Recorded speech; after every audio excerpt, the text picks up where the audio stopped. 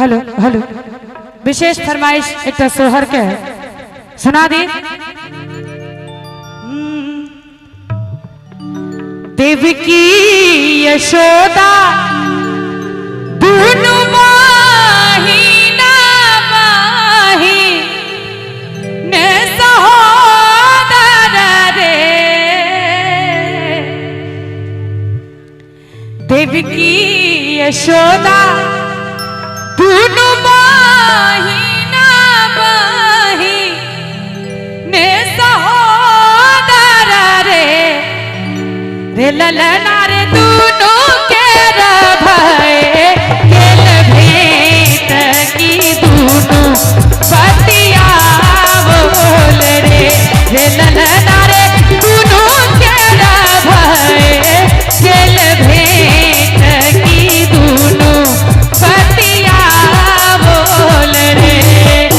देवकी यशोदा दोनों माही ना माही सहोदर रे।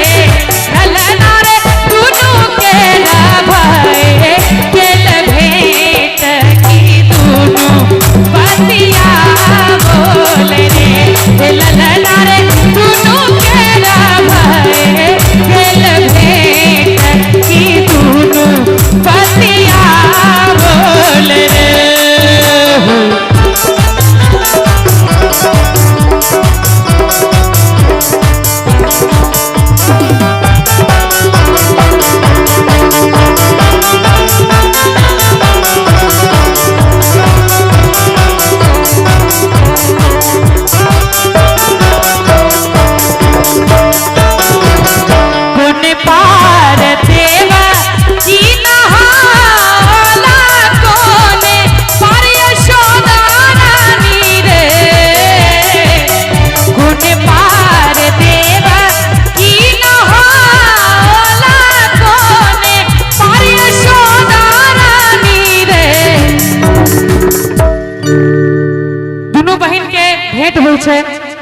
हाल चाल के ना पूछे छथिन को आई छंद में सुनाबी।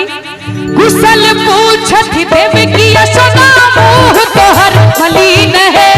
मोह तोहर मलिन बहिनी बदन तोहर उदास है। बदन तोहर